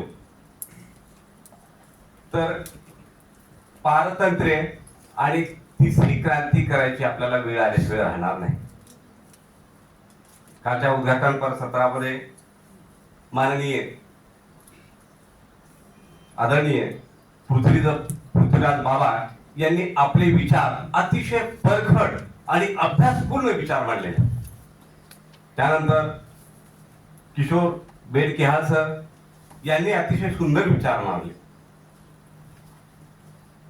संशोधकांनी अनेक विषयावरती उत्कृष्ट असे पेपरांचं सादरीकरण केलं, तेही अतिशय चांगल्या प्रकारे केलेलं आहे. आजच्या सकाळच्या सत्रामध्ये SNDT विद्यापीठाच्या विभाग प्रमुख जास्वंती वांबुरकर मॅडम यांनी स्त्री आणि स्त्री विकासाच्या महाराष्ट्रातील पाऊल खुणा या विषयावरती अतिशय संशोधन पूर्वक असं व्याख्यान दिलं. आणि व्याख्यान दिल्यानंतर त्यांनी खंत सुद्धा व्यक्त केली. ज्या काही स्त्रिया आणि त्यांचे विचार किंवा त्यांचं कार्य सांगितलं अतिशय फार कमी प्रमाणात आहे. आज प्रत्येक क्षेत्रामध्ये स्त्रिया कार्यरत आहेत, पुढे गेलेल्या आहेत, परंतु त्यांचा वाटा अतिशय सिंहाचा आहे. आणि आज तर स्त्रियांचं कार्य आहे त्या चांगल्या प्रकारे हुशार आहेत, पुरुषांच्या बरोबरीने काम करतात. परंतु आज खरोखर खेदाची गोष्ट वाटते. आज आम्ही आधुनिक झालो, पुरोगामी झालो किंवा आमची अधोगती होती, आज प्रत्येक गल्लीमध्ये, मोठ्या शहरामध्ये जी धार्मिक संघटन उदयास आलेले आहेत. गुरुवार आला तिथं प्रवचन असतं, कुठली संकष्टी आली प्रवचन असतं, आणि खरोखर तिथं ह्या महिला भगिनी तिथं जाऊन आपला वेळ घालवतात. आणि मग कधी कधी असा विचार करावासा वाटतो, खरं आपण आधुनिक झालो किंवा अधोगती आपली होती, हे थोडस विचार करायला लावणारी गोष्ट आहे. आजच्या समारोहाचे जे मुख्य वक्ते डॉक्टर दीपक देशपांडे सरांनी अतिशय परखड आणि वास्तववादी चित्र या आपल्या समोर मांडलेलं आहे. आजचा युवक आणि त्यांच्या समोरील आव्हाने, का कशासाठी आर्ट कॉमर्स सायन्स साठी कडे मुलं येतील, काय आहे त्यांचं भविष्य. आमचं सरकार इलेक्शन आलं की तुम्हाला 1,500 देतो, 2,000 देतो, लाडक्या बहिणीसाठी क्लिअर करतात. का सरकार या तरुण मुलांसाठी जे शिक्षण घेतलेलं आहे त्यांच्यासाठी कुठली योजना आखत नाही. सांगत आहे तुम्हाला सुशिक्षित बेकार 5,000 रुपये आम्ही तुम्हाला देतो या शिक्षणासाठी, डिग्री करा, शिक्षण घ्या, या आम्हाला तुम्हाला मोटिवेशन करतो, असं कुठलंही सरकार आश्वासन देत नाही. आणि मग विद्यार्थी, आणि एक गोष्ट सांगतो मी 2 वर्षापूर्वी लंडनला अभ्यास दौऱ्यासाठी गेलो होतो. तिथलं सरकार आणि त्या सरकार जे तरुण मुलं आहेत, या तरुण मुला जो मुलगा जन्माला आला, मुलगी असू दे मुलगी असू दे मुलगा असू दे, जन्माला आला तेव्हापासून ते 18 वर्षाचा होईपर्यंत त्याच्या खात्यावरती पैसे टाकतो. आणि 18 वर्षाचा झाला की त्यांनी त्यांच्या विषय त्यांनी त्याचं बघायचं असतं. म्हणजे ती देश किती प्रगत आहेत आणि आमच्याकडची अवस्था काय झालेली आहे. आणि खरं या 2 दिवसाच्या इतिहास परिषदेमध्ये अतिशय चांगले विचार आणि आम्हाला विचारांची प्रवर्णी ऐकायला मिळाली.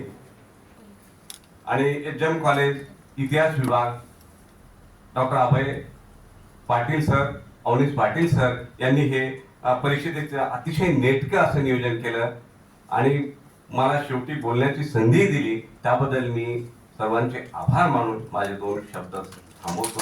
धन्यवाद. जय हिंद, जय भारत. धन्यवाद सर. तसेच आपले जी भोजनाची व्यवस्था ज्यांनी केलेली आहे असे माननीय अजय कुमार पाटील सर यांनी थोडक्यात आपला अभिप्राय द्यावा. सर कवित्सू रोबोट्रॉनिक्स प्रायव्हेट लिमिटेड सातारा या ठिकाणी मार्केटिंग मॅनेजर म्हणून काम करतात आणि सरांनी त्यांच्या या कार्यकालामध्ये खूप परदेशी दौरे सुद्धा केलेले आहेत. नमस्ते सर्वांचं अभिनंदन. इतकं चांगलं आज बऱ्याच दिवसानंतर मी ऐकलंय. मी म्हणजे आता टेक्नॉलॉजी या विषयात संदर्भात आहे, याचा सरांनी जसा उल्लेख केला. मी आर्टचं स्टुडंट आहे, म्हणजे अगदी BA इंग्लिश MA इंग्लिश इथून सुरुवात झाली. पण मॅनेजमेंट हा एक विषय असा आहे की माझ्या हाताखाली आज 100 इंजिनियर आहेत का.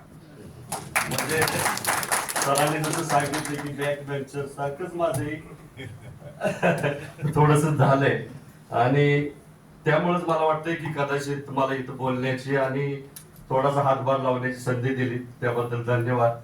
कारण स्पॉन्सरशिप ज्याच्यासाठी केले त्याची वेळ होऊन गेलेली आहे, त्यामुळं जास्त वेळ घेत नाही. धन्यवाद. धन्यवाद सर. यानंतर डॉक्टर उर्मिला क्षीरसागर मॅडमना विनंती की आपण आपला अभिप्राय द्यायचा.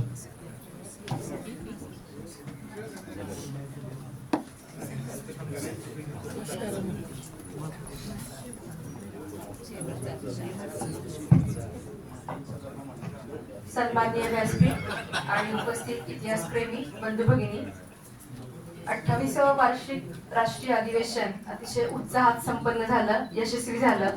त्याबद्दल मी एचएम कॉलेज कराडचे प्राचार्य तसेच इतिहास विभाग प्रमुख पाटील सर, सहकारी महाजन सर यांचं कौतुक करते, अभिनंदन करते. कारण आम्हाला 2 दिवस अतिशय, मी कालपासून या ठिकाणी आहे मुक्कामी, तर अतिशय चांगली सोय महाविद्यालयाने उपलब्ध करून दिली. भोजन व्यवस्था, नाश्ता, आमची राहण्याची सोय, आणि सर्वात महत्त्वाचं म्हणजे की ज्यासाठी आम्ही आलो की बौद्धिक परवडी आम्हाला या ठिकाणी अतिशय चांगली लाभली. एका सत्राचं एक अध्यक्षपद मी भूषवलं. चांगल्या पद्धतीनं संशोधकांनी आपल्या पेपरची मांडणी केली, नवनवीन विचार संशोधकांनी मांडले. आणि जसं आपल्याला की इतिहास विषयामध्ये वेगवेगळ्या विचारांची किंवा वेगवेगळ्या नव्या विषयांची गरज भासते, जे आपण आयुष्यात शेवटपर्यंत विद्यार्थीच असतो आणि वेगवेगळ्या लोकांकडून वेगवेगळ्या नवे विचार शिकत असतो. तसं बरंच काही या 2 दिवसात आम्हाला वेगवेगळ्या विचारवंतांकडून, विद्यार्थ्यांकडून सुद्धा नवे विषय कळाले, शिकायला मिळाले. आणि पुढच्या आपल्या दिशा असतात त्यामधून ठरत असतात किंवा संशोधनाचे नवे विषय मिळत असतात, मार्ग मिळत असतो. तर या सर्व दृष्टिकोनातून ही परिषद अतिशय यशस्वी झाली. त्याबद्दल मी पुन्हा एकदा आपल्या सर्वांचे अभिनंदन करते. मला बोलण्याची संधी दिली त्याबद्दल धन्यवाद. धन्यवाद मॅडम. यानंतर माननीय प्राचार्य डॉक्टर राजेंद्र मोरे, सहसचिव ऑडिट रयत शिक्षण संस्था सातारा, त्याचबरोबर नवनिर्वाचित अध्यक्ष इतिहास परिषद शिवाजी विद्यापीठ कोल्हापूर, आपणास विनंती, आपण अध्यक्षीय मनोगत व्यक्त करावं. मोरे साहेबांना सांगितलं आता व्हेज आणि नॉनव्हेज दोन्ही जेवण आहे, भरपूर बोला.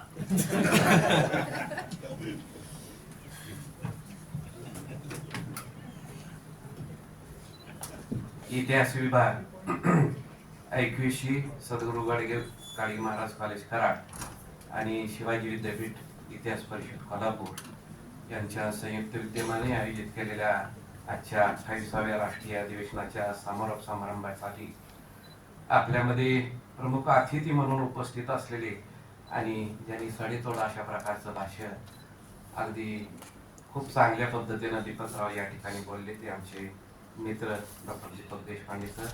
या कार्यक्रमाच्या निमित्तानं आपल्यामध्ये उपस्थित असलेले आमचे मार्गदर्शक रयत शिक्षण संस्थेच्या मॅनेजिंग काउन्सिलचे सदस्य, म्हणजे सतत शिक्षणामध्ये वेगवेगळे प्रयोग करत असतात, आम्हाला मार्गदर्शन करत असतात, असे आदरणीय ॲडव्होकेट रवींद्र पवार. या कार्यक्रमाचे आयोजक आमचे मार्गदर्शक, ज्यांनी UGC मध्ये खूप चांगल्या पद्धतीनं आमच्या सर्व शाखांना, महाविद्यालयांना मार्गदर्शन केलं. शिवाजी विद्यापीठाची डीन म्हणून ज्यांनी 5 वर्ष खूप चांगल्या पद्धतीनं काम केलं, ते आमचे मार्गदर्शक, या महाविद्यालयाचे सन्माननीय प्राचार्य डॉक्टर चंद्रकांत खिलारे साहेब. या कार्यक्रमाचे संयोजन करणारे आणि विशेषतः ज्यांच्या अध्यक्षतेखाली ही इतिहास परिषद या ठिकाणी संपन्न होते, ते इतिहास परिषदेचे अध्यक्ष डॉक्टर अवनीश पाटील, त्याचबरोबर विचार मंचावरती उपस्थित असलेले या कार्यक्रमाचं संयोजन करणारे आमचे मित्र डॉक्टर अभय कुमार पाटील, त्याचबरोबर या महाविद्यालयाचे उपप्राचार्य रमेश पोळ सर, त्याचबरोबर डॉक्टर UB मोरे सर, आमच्या लाईफ मेंबर बोर्डाचे माझे सहकारी डॉक्टर AK पाटील, सर्व उपस्थित मान्यवर. मी अधिकचा वेळ आपला घेणार नाही, कारण सरांनी म्हटलं, पाटील सरांनी त्या पद्धतीनं ज्यासाठी स्पॉन्सरशिप दिलेली त्याची वेळ जवळजवळ होत आलेली, त्यामुळे मी अधिक भाष्य करू इच्छित नाही. परंतु इतिहास विषयाच्या अभ्यासकांना, विद्यार्थ्यांना एक व्यासपीठ असावं या उद्देशानं आमच्या पूर्वसुरांनी या ठिकाणी इतिहास परिषदेची स्थापना केली आणि या इतिहास परिषदेच्या माध्यमातून अनेक संशोधक, विद्यार्थी त्यांना मार्गदर्शन मिळावं हा त्याच्या पाठीमागचा उद्देश होता. अनेक वर्षे इतिहास परिषद शिवाजी विद्यापीठ या कार्यक्षेत्रामध्ये घेत आहे. सातारा, सांगली, कोल्हापूर, सोलापूर अशा वेगवेगळ्या जिल्ह्यामध्ये इतिहास परिषदेचे कार्यकर्ते किंवा प्राध्यापक त्या ठिकाणी काम करतायत. MOUच्या माध्यमातून अनेक ठिकाणी आम्ही त्या ठिकाणी काम करतोय. अनेक महाविद्यालयाबरोबर अशा प्रकारचे सामंजस्य करार आपण करतो आणि त्या ठिकाणी व्याख्यानं, वेगवेगळ्या प्रकारचे वर्कशॉप, सेमिनार आयोजित करतो. हेतू हा असतो की नवीन नवीन जे विषयामध्ये घडतंय किंवा नवीन नवीन जे इतिहास विषयामध्ये ज्या डेव्हलपमेंट होत आहेत, अभ्यास होत आहेत, ते अभ्यास आमच्या विद्यार्थ्यांपर्यंत, शिक्षकांपर्यंत पोहोचावं हा त्याच्या पाठीमागचा उद्देश असतो. ही अधिवेशन घेण्यापाठीमागचा उद्देश तोच आहे की नवीन जे विचार, जे वेगवेगळे लोक अभ्यास करतायत, पेपर करतायत, हे सगळं लोकांपर्यंत पोहोचावं हा त्याच्या पाठीमागचा उद्देश असतो. अभ्यासक्रम निर्माण करणारे आपण सर्वजण असतो, त्या प्रक्रियेमध्ये आपण असतो. अर्थात सगळ्यांना ही संधी मिळत नाही, परंतु अभ्यासक्रम तयार करत असताना माझी विनंती राहील इथून पुढे आणि आग्रह देखील राहील, नीड बेस्ड अशा प्रकारचा अभ्यासक्रम तयार करण्याच्या दृष्टीने अभ्यासक्रम तयार करणाऱ्या मंडळीने किंवा अभ्यास मंडळाने त्या दृष्टीने विचार करणं गरजेचं आहे.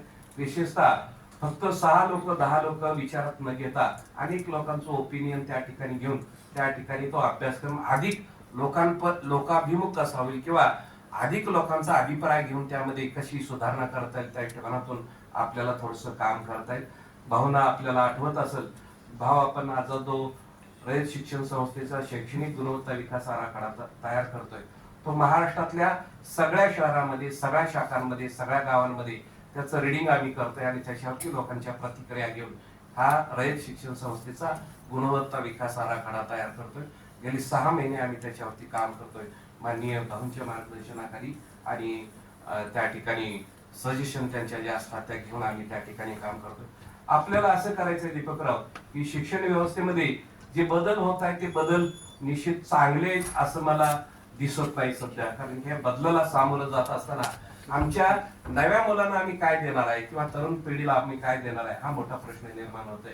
याच्या माध्यमातून नवीन नवीन कोर्सेस, नवीन नवीन अभ्यासक्रम आपण देणं अभिप्रेत आहे, परंतु त्याचा मिसयूज देखील फार मोठ्या प्रमाणात त्या ठिकाणी होताना दिसतोय आणि ते कदाचित असंही होणार आहे. बघा, मी कदाचित चुकीचं बोलत असेल तर मला दुरुस्त करा की आता काही शोध निबंध आणि आता काही लोक लिहितात बोलतात ते सगळं पाहिल्यानंतर लक्षात येते की AI जनरेटेड अशा प्रकारचं मटेरियल फार मोठ्या प्रमाणात त्या ठिकाणी दिसतंय आणि आमच्या बुद्धीचा विकास त्या ठिकाणी कदाचित पुढे जाऊन माणूस करणार आहे का नाही ही मोठी शंका मला त्या ठिकाणी येते.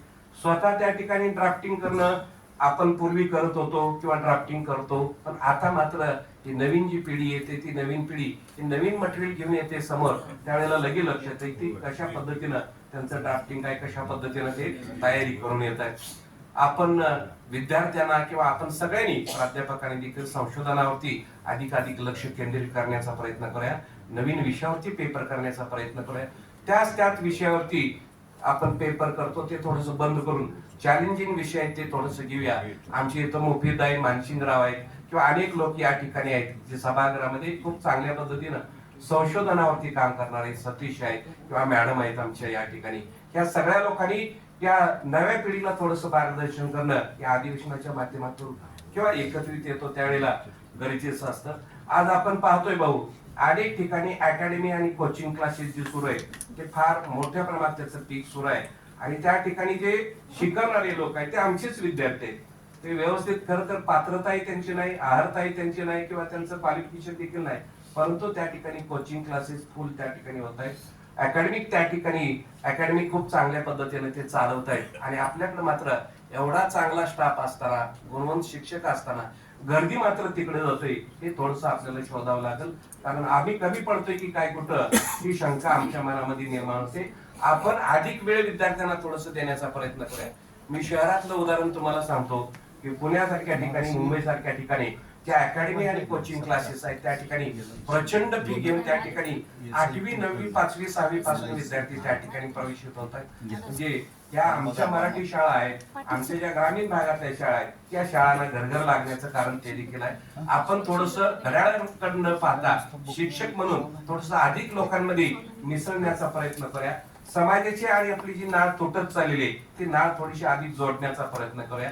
स्कूल कनेक्ट प्रोग्रामच्या माध्यमातून दीपकराव आम्ही लोकांना काम दिलं की आपल्या आपल्या विभागात असणारी हायस्कूल आहेत, जिल्हा परिषद शाळा आहेत, तिथपर्यंत जा, त्या लोकांपर्यंत बोला, त्या लोकांशी त्यांचा रेपो वाढवा आणि आपल्या शाळेमध्ये आपल्या कॉलेजमध्ये ही मुलं त्या भागातली सगळी आली पाहिजेत या दृष्टिकोनातून थोडस नियोजन करा. खूप चांगल्या पद्धतीने काम होतंय, परंतु पगार आमचे चांगले झाले त्यामुळे समाजाचं असणारं नातं थोडस तुटत गेलं हे चुकीचं आहे. मी भाऊ ज्या वेळेला सावळमध्ये होतो, विट्यामध्ये होतो, पिशवी घेऊन बाजारात मी भाजी घ्यायला स्वतः जात होतो. प्रत्येक गोष्टीला मी जात होतो कारण अनेक लोक मला भेटायचे, अनेक लोकांचा माझा संपर्क यायचा. भाजीवाली काकी मावशी आवर्जून त्या ठिकाणी माझ्याशी बोलायची. तिच्या घरची वास्तुशांती असली, एवढं छोटं घर असलं तरी मी त्या वास्तुशांतीला जात होतो, त्या कार्यक्रमाला जात होतो. हेतू हा आहे जाण्या पाठीमागचा की माणूस समोरचा कुठला कमी मोठा जास्त नसतं महत्वाचं, परंतु त्या माणसाच्या मनामध्ये आपल्याबद्दल असणारी भावना आहे शिक्षकांबद्दलची, ती भावना अधिक जागृत ठेवण्याच्या दृष्टीनं आपण समाजाशी असलेले संबंध आपले तोडता कामा नये, त्यांच्याशी अधिक जोडून घेण्याचा प्रयत्न करणं गरजेचं आहे असं मला प्रामाणिकपणानं वाटतं. खासगी विद्यापीठ फार मोठ्या प्रमाणात येत आहेत. ह्या खासगी विद्यापीठांना देखील आपल्याला सामोरं जावं लागलेलं आहे. एकंदरीतच या शिक्षण व्यवस्थेमध्ये तुम्हाला आणि मला अधिक वेळ द्यावा लागणार आहे. म्हणजे 5 तास 6 तास काम करून चालणार नाही, तर आपल्याला अधिक वेळ देऊन त्या ठिकाणी जर समाजासाठी विद्यार्थ्यांसाठी काम केलं तर समाज परत एकदा आपल्या शाळा कॉलेजेसकडे आशेनं त्या ठिकाणी येईल. तुम्ही काहीतरी वेगळं देताय असं दिसायला पाहिजे. वेगळं काहीतरी दिलं तर त्या ठिकाणी समाज तुमच्याकडे आकर्षित व्हायला असं मला वाटतं. अनेक ठिकाणच्या संच मान्यता त्या ठिकाणी विद्यार्थी संख्या अभावी त्या ठिकाणी अडचणीत आलेले आहेत. म्हणजे ही वस्तुस्थिती आहे आणि त्याच्यावरती आपण सगळ्यांनी विचार करणं गरजेचं आहे. मी अनेक वेळेला भाऊ असं म्हणतो, खिलारी साहेब असं म्हणतो की मला माझ्या कॉलेजमधून, मला माझ्या शाळेतून माझं घर दिसता कामा नये.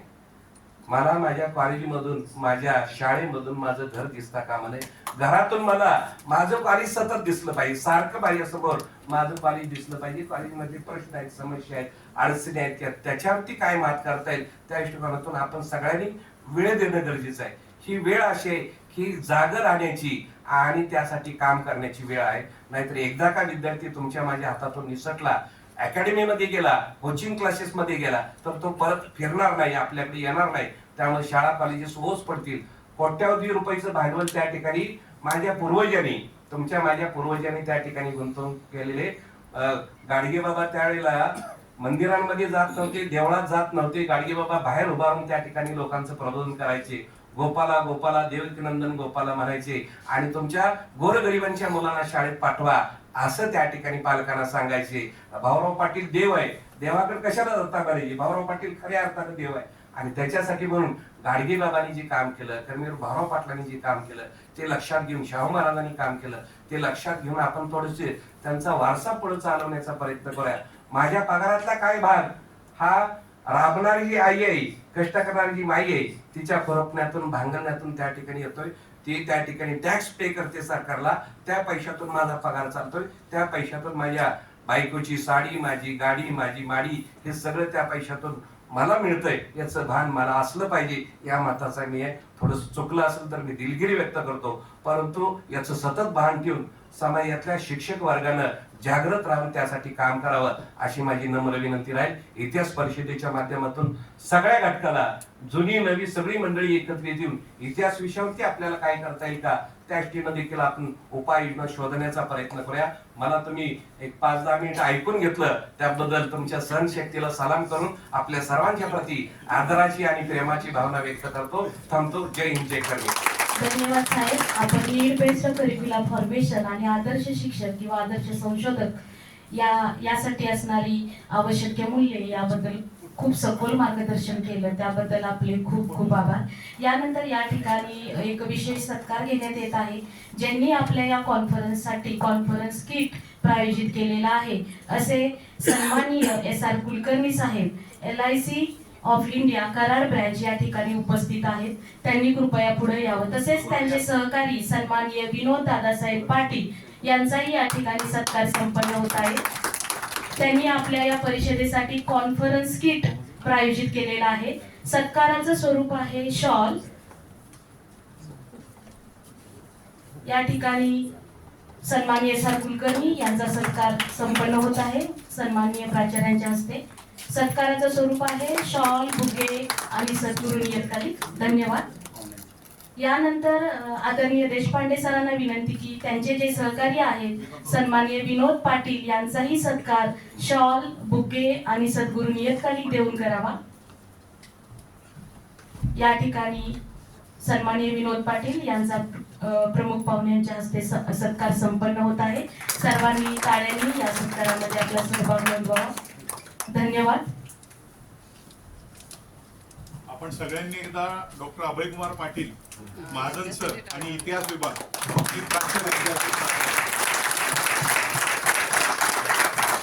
कारण आजकाल सेमिनार जे होतात ते 5 किंवा 6 लोकांवर होतात. इथे 100 लोक उपस्थित बघून तेही समारोपाच्या कार्यक्रमाला आणि सर तेही संडेला, हे फार विशेष आहे. यानंतर या कार्यक्रमाचे आभार प्राध्यापक डॉक्टर अभयकुमार पाटील सर, जे या परिषदेचे समन्वयक आहेत आणि इतिहास विभाग प्रमुख आहेत, त्यांनी करावे ही विनंती. आपण सर्वांची जेवणाची वेळ निघून जाते, मी फार काही बोलणार नाही. आपण आमच्या प्रतिसादाला भरघोस असा साधाला ज्याला म्हणतोय मी, प्रतिसाद दिला त्याबद्दल सर्व शिवाजी विद्यापीठ क्षेत्रातील सर्व इतिहास प्राध्यापकांचं मी पहिल्यांदा आभार व्यक्त करतो. या समारोप समारंभासाठी मी ज्यांना आग्रह धरलेला होता, मला या महाविद्यालयात त्यांना पूर्वीच आणायचं होतं, पण आणता आलं नाही काही कारणामुळं.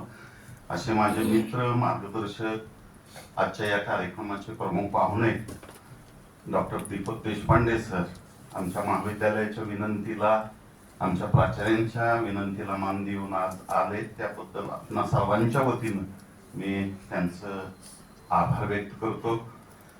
आमच्या रयत शिक्षण संस्थेच्या प्राचार्य पदी असणारे माझे जुने मित्र आणि ऑडिट विभागाची जबाबदारी सांभाळणारे आमचे मित्र प्राध्यापक प्राचार्य डॉक्टर राजेंद्र मोरे साहेबांनी सुद्धा आमच्या विनंतीला लगेच होकार दिला आणि तेही आज या समारंभासाठी उपस्थित राहिले. मी त्यांचेही आभार व्यक्त करतो. याशिवाय इथं मला काही लोकांचा नामोल्लेख करणं अत्यंत आवश्यक आहे. मी कुपर कंपनीत महाजन सर आणि मी गेलेलो असताना तिथं नितीन देशपांडे सर भेटले. त्यांनी या आपल्या परिषदेला विशेष करून नवनीश पाटील आणि डॉक्टर दत्तात्रय मसाले यांनी अगोदर त्यांच्याशी कॉन्टॅक्ट केलेलं होतं. त्यांनी आम्हाला सर दिनशा कपूर काळ आणि कर्तृत्व, नांगरापासून ते सत्तेपर्यंत ही 50 पुस्तकं, जवळजवळ त्याची किंमत आहे 23,000 रुपयाची, अगदी लगेच दिली. मी त्यांचाही आभार व्यक्त करतो. याशिवाय या परिषदेसाठी माझे बंधू कवित्सू प्रायव्हेट लिमिटेड सातारचे, येतानाच मी त्यांच्याकडे गेलो आणि इतिहास परिषद घेतोय म्हटल्यावर त्यांच्याकडूनच आलं. मग काय जेवण वगैरे असते का, तर म्हटलं असतंय. तर मी कुठल्याही दिवशी जेवण देतो असं ते म्हणाले मला. त्यामुळे त्यांनी आजचं जेवण दिलं त्याबद्दल आपणा सर्वांच्या वतीनं मी त्यांचाही आभार व्यक्त करतो. याशिवाय रयत शिक्षण संस्थेमध्ये काम करत असताना मला मार्गदर्शन करणारे माझे पहिले हेड, की जे आता इथं उपस्थित आहेत, आदरणीय डॉक्टर गुंजाळ सर, बारामतीवरून आलेले आहेत. ते प्राचार्य होते शारदाताई पवार महाविद्यालयामध्ये. त्यांचंही मी एका फोनवरती आले सकाळच्या याच्या कार्यक्रमाला. सर, तुमचं मनापासून मी आभार व्यक्त करतो.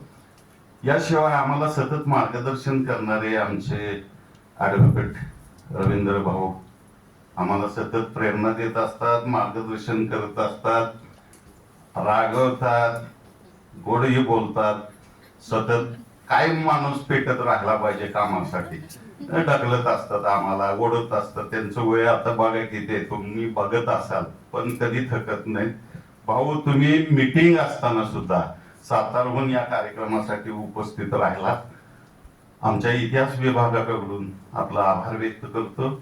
याशिवाय या महाविद्यालयाचे आमचे उपप्राचार्य सायन्स विभागाचे डॉक्टर मोरे साहेब, त्याचबरोबर आर्ट्स विभागाचे डॉक्टर प्रोफेसर रमेश पोळ, मला कायम मार्गदर्शन करणारे रयत शिक्षण संस्थेचे आमच्या आजीव सेवकपदी असणारे डॉक्टर ए.के. पाटील, आणि साहेब आल्याच मी त्यांच्याकडे सहज म्हटलो होतो, आमचे साहेब नवीन आलेत. आमचे इथं जुने जे साहेब होते आदरणीय प्राचार्य डॉक्टर मोहन राजमाने, त्यांची बदली झाली आणि आमचे नवीन प्राचार्य खिलारी साहेब आले. मी सहज म्हटलं, सर इतिहास परिषद घेऊ का? तर मला त्यांनी लगेच काय म्हटलं असेल, मी घेतलेले एकदा दहिवडीला, घ्या इथं. त्यांचा होकार आला की मी एका महिन्यात तयारी केली, लक्षात घ्या. आणि एवढी तयारी केली, मी आमच्या विभागानं फोन केले, मी प्रत्यक्षात तुमच्या कॉन्टॅक्ट मध्ये होतो. अवनीशला सुद्धा माहित आहे, आता अलीकडे इतिहास परिषदा कुठल्याच असू द्या किंवा कॉन्फरन्स कुठल्या असू द्या, किती प्रतिसाद लोकांचा मिळतो हे आपल्याला माहित आहे. पण आपण सर्वांनी या परिषदेला अतिशय भरभरून प्रतिसाद दिला, कारण का जवळजवळ 171 रजिस्ट्रेशन झाले आणि 92 पेपर प्रेझेंट झालेले आहेत. तर हे सगळे पेपर मी तुम्हाला दिलेल्या वचनाप्रमाणे प्रकाशित केले जातील असं सांगतो. आणि जेवणाची वेळ झालेली आहे, आपण सर्वांनी आता जेवायला जाऊया. धन्यवाद. जय कर्मवीर. धन्यवाद सर. याच्या आधी सर्व मान्यवरांना विनंती आहे, उपस्थितांना विनंती आहे की एक ग्रुप फोटो घेण्यासाठी मेन फोरच्या त्या ठिकाणी जमायचं आहे आणि त्याच्यानंतर मग जेवण झाले. अध्यक्षांच्या परमिशन जाहीर करते की हा समारोप या ठिकाणी संपन्न झालेला आहे. जेवणानंतर माजी विद्यार्थी मेळावा घेण्यात येणार आहे. तरी जेवण झाल्या लवकरच आला तर काय लवकरात लवकर जाता येणं शक्य होईल आपल्या सर्वांना. शिवाजी विद्यापीठाचे माजी विद्यार्थी इतिहास विभागाचे त्या सर्वांनी इथे यायचं आहे जेवण झाल्यानंतर. सर्वांना विनंती आहे की कृपया आपले फीडबॅक फॉर्म रजिस्ट्रेशन टेबलला किंवा